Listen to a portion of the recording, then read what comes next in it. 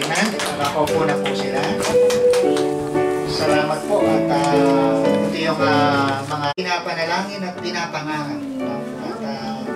Kaya ang tuwa ay nag-uumapaw sa aming mga puso. Amen. At ganoon din, kapiling natin ang ilang mga kapatiran. Ayan po ang Amen. Kayo po kayo sa ating nila. Ayan. Patuloy po natin silang isama sa ating panalangin. Amen. Si Ate Joy Joy, isama rin natin sa prayer dahil masama ang kanyang pakiramdam sa kanyang pagdadalang tao.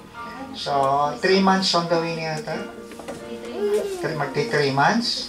At hindi madali dahil nagsisimula nang lumaki ang kanyang mga ilong. Taas na lang. Kuya Brando, si Sister Jenna. Salamat po sa prayer niyo at gumaling na si Kuya Brando. Tama ba? Amen. At Kuya Jacob. Magaling rin, tama ba? So, nasama rin ang pakiramdam si Sister Annie noong mga nakalipas na araw. Gawa ng parang may virus na ang inyong family ng Cueto family. Amen. Oscar Kuya Diyos at Ana Lida. Amen. Sa maagang dumating kanina, no? Nagpe-prepare pa lang. May susunduin. Amen. Praise the Lord. At dapat tayo talaga maging maagap tayo sa pagsamba. Amen. Ganun din po. Sabi nga ba? Nandiyan na. Nandiyan na. Nanay Mila. So, salamat po. Wala na ba tayong nakalimutan? Si Limuel po, hindi nyo tinanggin. Nabanggit ko na po. Nabanggit ko dito. Okay. So, kung wala na, ay tumayo tayong lahat. Bata daw. Doon din po ang blessings na masasabi namin na kami ay mapalad dahil unang-una sa maiksing panahon ng aming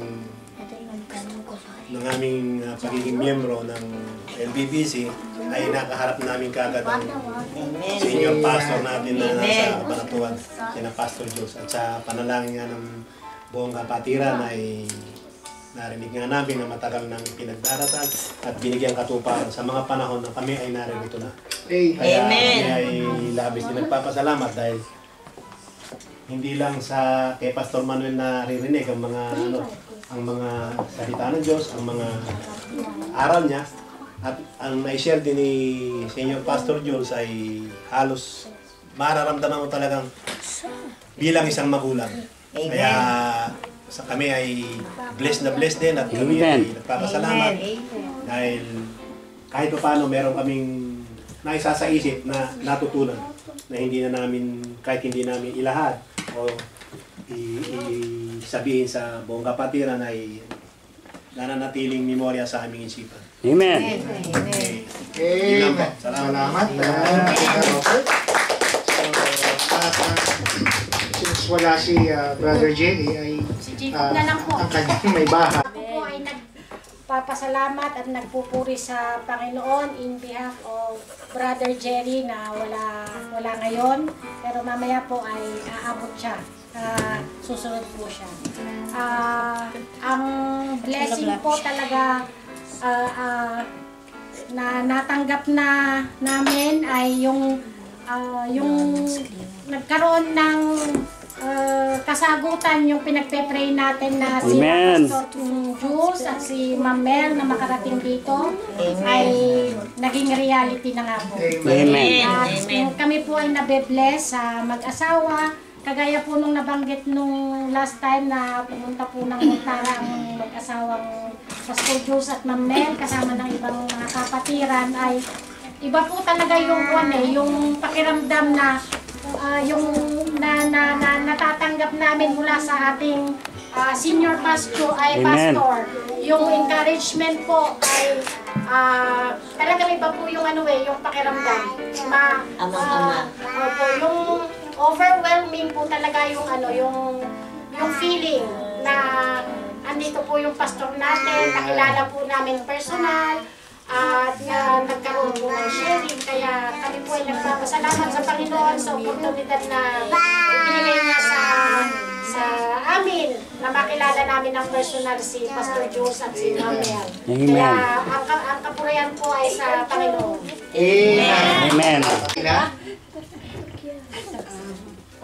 Unang-una po, nagpupuri kami sa Panginoon at nagpapasalamat po kami at yung pong prayer namin na makarating si Pastor at si Ma'am Mel dito ay isinagot na po ng Panginoon.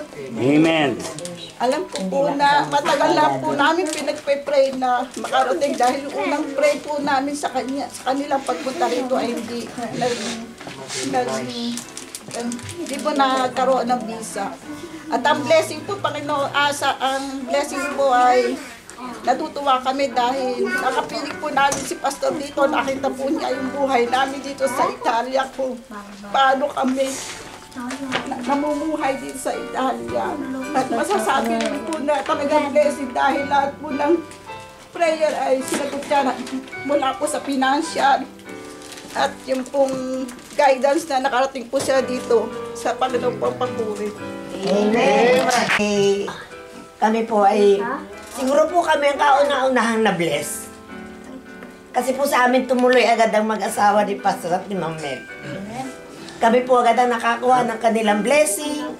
At sa amin po, sabi ko nga po, doon sa bahay namin, kami bago pa lang, napasok agad kami ni Pastor at saka ni Ma'am Mel. Amen. Sa amin po, dito po nangyari lahat. Dito po, sa totoo lang po, dito ko po nakilala ang ugali sa mixing panahon po.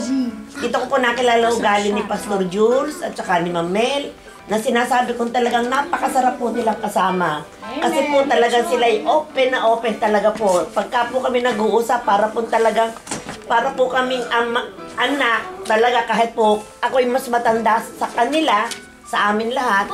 Pero talaga po tumatayo si Pastor Jules na siya po talagang tatay namin. At sa amin po siguro hindi lang po sa akin, yung po tatlo nating linggo na kahit nag-uusap, pero masakit po sa amin ang pag-alis ninyo sa totoo lang. Yun nga po, sabi po ni Jake, sigan nyo kung natatandaan yung sabi po ni Jake, Pastor Jules, dito na lang po kayo. Magandang hapon po sa ating lahat. Unang-una nagpapasalamat po ako sa Panginoon. Amen. At yun nga po, sabi po ng lahat ng kapatiran na blessing po yung karating po dito na mag-asawa ni Ma'am Mel at saka po ni Pastor Jules. At nakasalamuha po namin kayo ng personal. Ayun po at saka sa kalusugan po namin, lalo na po kay Brando na siya po ay gumaling na. Saka po sa mga blessing po dumarating po sa aming buhay. Yun lang po at salamat po. Amen. Amen. Pasalamat po ako sa Panginoon. Pangalawa po ako sa Diyos kay Pastor po at nakarating po sila ng maayos po sa Italy. Blessing po sila sa atin. Papasalamat din po na nakabalik po kami. Amen. Amen. Amen. Amen.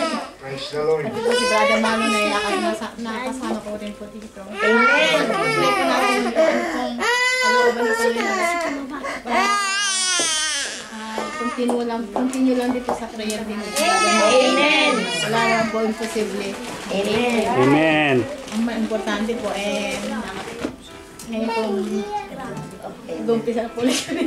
Amen. Amen. Yun po, pasensya na rin po kung sa tagal din po kami nakating. Pero nag-ikis ko rin po. Kayo din. Amen. Amen. Bawi sa amin, babawi ka sa Lord. Amen. Alright, at ang aking may bahay, so pakinggan po natin. Salamat sa Panginoon na nakasama po namin kayo, Pastor Jules and Ma'am Mel. Salamat po sa inyong mga panalangin sa bawat pamilya po dito at encouragement po sa mga preaching, sa mga mga pangangaral niyo po sa amin. Ayun. Lahat iyakin. At pinagsasalamatan po namin sa Panginoon dahil yung panalangin po namin na makarating kayo dito.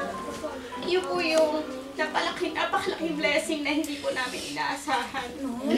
Na ang provision po ng Panginoon, hindi sila nagkulang.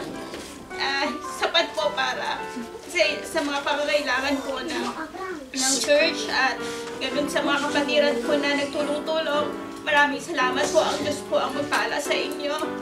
At patuloy po tayo maglingkod sa Panginoon at ganoon po kay Ma'am Pastor John, salamat po at mamimiss po namin ang inyo pong presensya at naway panalangin po namin na makarating po ulit kayo next year. Ang God po ang mag-provide ng mga needs para makabalik po kayo ulit dito sa gawain po ng Panginoon. Amen. Amen. Sponsor ka daw. Grazie a Dio che mi hai curato e mi hai protetto Tagalog, no? per conoscere il pastore Bruce e Monna Linda. Amen. Yung nakilala daw po kayo, Grazie. papasalamat sa Panginoon at nakilala kayo. Okay. E God bless. Thank you. Amen. Salamat po at nandito kayo sa bahay ni Nanay. Sa Monna Linda. Grazie che anche per che vorrei sempre. Dan God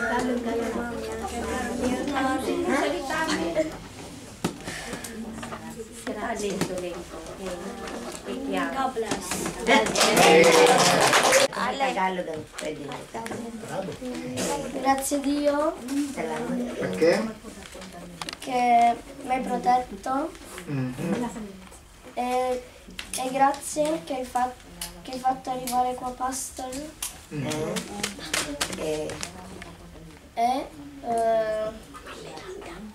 e Mama Linda. God bless po. God bless. Po. Kung paano ang gawain ng Panginoon ay tinataguyod ng inyong lingkod ay kasama rin po sila. Kaya yung nung tayo nagsimula, alam ko na by faith ay sinuportahan niya po ang inyong lingkod. No? Kaya ang tagumpay ng ministry ay sa pagkakaisa ng pamilya. Amen. At praise the Lord for that.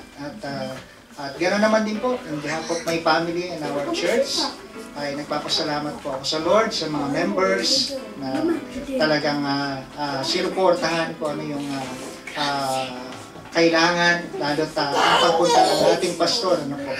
At natutuwa po ako dahil first time kong lumuhod sa harap na nung i-deliver ang message ay na-miss ko pala yun kako. So kaya na-revive ang inyong pastor, ang inyong mission pastor, nung siya ay nangaral po sa atin. Amen. Nakita ko yung kahalaga na kailangan din pala ng pastor na makarinig yung Word of God. No? Although kami ang nag-feed, but we need to feed also ourselves. Amen. Lalo na yung pangangaral ng ating pastor. And this is the first time na nagkaroon tayo ng guest speaker. Sabi ko nga kay Pastor Jules, hindi iba, kundi mismong senior pastor at sending church po ng ating gawain. And that is a great blessing for me and to my family na makaharap natin ang ating pastor. Okay, so, and ang provision ay sapat.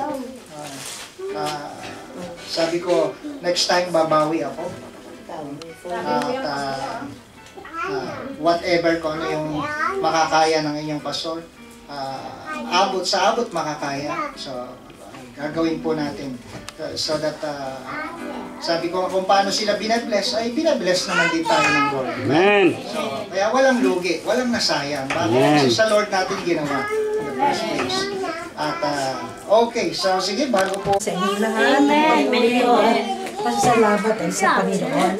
On behalf of our family ho, ng Pastor Magbanwa family at ang ating church doon sa Landmark Bible Baptist Church, Cabanatuan City. Kami po ay taus-pusong nagpapasalamat sa bawat isa sa inyo. Yung mga testimony ninyo, yung inyong mga luha, yun ang aming baon sa aming pagalis. At dahil hindi pa naman, magkikita pa naman tayo sa mga susunod na panahon, Amen. naway, wag po kayo malulungkot, kagaya ng dahil nakikita niyo naman kami sa online, mabuti na lang at may online. Amen. At wala na po kaming mahihiling pa. Ang akala po namin ay sa picture lang namin makita ang Italy. At nagkatotoo nga na kami nakarating dito. At yan ay dahilan sa inyong taos-pusong panalangin. Hindi lang po kami ang nanalangin, hindi lang po ang mga kapatiran sa kabanatuan, kundi kayo ang higit na nanalangin para sa aming pagdating dito. Dahil nung kami ay nagpe-pray na this year, na pumunta dito, sabi ko kay Pastor, baka pag-pray lang natin kung si Lord ay sumagot na may invitation ka sa Qatar, ibig sabihin go signal. Bali, pero ano ang faith din ni Pastor na, sige, ayusin na natin yung ating yung ating mga invitation, yung kung anong mga dapat na Nagamat wala pa yung invitations. Kako, Pastor, wala pa yung invitation ng Qatar eh. Pero nung sige, sunod lang dahil talaga naman yun na yung leading ng Pastor eh. Kaya, kung ano-ano man yung sa search online, hanggang sabi ko, baka sa travel agency, hanggang dumating sila Sister Ida sa church, lalong nakonfirma yung travel agency na gamitin para mas mapadali. Dahil yung unang attempt ay talagang hindi pa talaga time yun kasi talagang meron talagang tamang panahon, yung financial capability ng pastor at ng church ay hindi pa talaga ganun kasapat. At dinala kayo, kaya kayo ay hindi aksidente na dito dinala ni Lord, dito naging miyembro. Kasi kayo ay talagang pinull out ni Lord sa ibang church para dalhin kayo dito. Amen. Patuloy po kayo, lumagupok po kayo dito sa paglilingkod ninyo. At kung loobin ng Panginoon, God willing, by God's grace na makarating ulit, hindi man sa lamig ay sa tag-init. Amen. Kaya patuloy niyo pag-pray na malakas ang katawan ng Pastor Magbanwa and family. Amen. Amen po. Amen. Lord. So magandang hapon po sa inyong lahat. Magandang hapon po. Ay gumaganda pag bagong kain. Amen po. Bagong lipstick lang po, bagong lipstick. So una po ang pasasalamat po namin kay Lord ay nag-uumapaw po talaga. Sapagkat hindi po talaga naging madali ang ilang taon po na pananalangin natin na makadalaw po kami at makita po namin, maramdaman namin ang inyo pong paglilingkod kay Lord at yung mga burdens po ninyo na araw-araw po na dinadaanan. Kaya nung kami po ay nakarating sa tahanan nila Brother Oka, Kuya Oka, Brother Robert, Brother Jake, kaila Ate Mila, nakasama po namin sa mga to.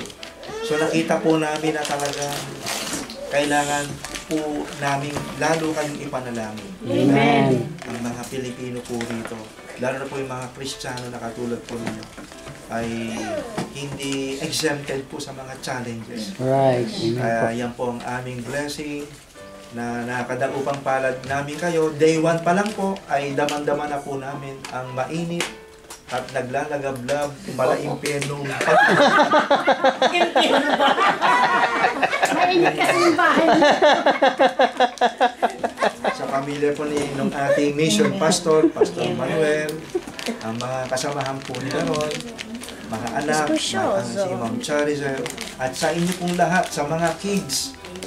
So kami po ay, sabi ko nga po kanina, masigit rin po kami na pagpala na uuwi, matabang ang aming puso na uuwi na nadama po namin ang pag-ibig ni Lord sa pamamagitan po ninyo. Amen. At we are looking forward po, anuman po ang will ni Lord, na kami po ay makabalik 2 years or 3 years from now. Hindi po natin alam niya kung hindi pa po babalik si Lord. At tama nga po yung aking may bahay, na andyan lang po ang ating messenger for your, kung meron po kayong mga in-extend na prayer request kay Pastor Manuel, pinadadala naman po niya sa amin. Ini-inform niya, binibigyan kami ng sinashare po yung mga urgent prayer request ng bawat families. Kaya blessing po ang actually yung Rome at saka yung Italy, the totality of the nation was really great. Very adventurous po yung aming tour, pero higit po naging special ito dahil po sa may church na naninindigan sa doktrina ng Panginoon. Amen. Katulad po. And we will pray na marami pa pong dalhin na pamilya, mga individual na ma-save sa ministry po natin. Unti-unti man po ay sigurado po. Amen. But surely. At alam po natin na bagamat ang iba nga po nating kapatiran dito ay may mga mabibigat na mga karanasan sa mga dating mga ministries. So totoo po na si Lord na po ang gumawa ng paraan. Amen. Maging isa po tayo sa gawain ng Panginoon. So in behalf of my family, Faith, Nathan and Julia, Nico, at ang ating pong church doon po sa Cabanatuan City, kasama po ang aking may bahay, ay taos-puso po kami nagpapadama ng aming pag-ibig sa inyong lahat at pagpapahayag ng aming pagpapasalamat po. So uuwi po kami na mabigat ang aming mga paa at mabigat ang aming mga luggage. Sabihin parang ayaw na nga rin po namin umuwi. Dahil iba rin po talaga rito sa yung nakapagkaroon ka ng red. Actually, si Ma'am Mel po ay bumigat, ilang kilo ka. Ako po ay 56, 58, naging 64 po. Siya nga po. Amen. Pero pagdating po namin sa Manila, back to 50. Iba po init doon, para ka nasa sauna ba? Ayan, so hindi po, so kami po talaga na-inspire at na-challenge sa ginagawa ni Lord kay Pastor Manuel, sa kanyang pamilya, at sa inyo pong lahat. Amen.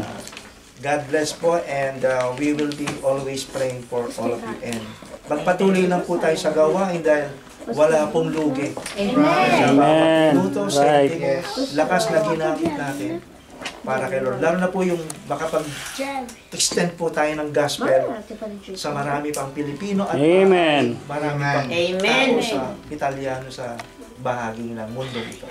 So God bless po, and babu. Amen. Praise the Lord.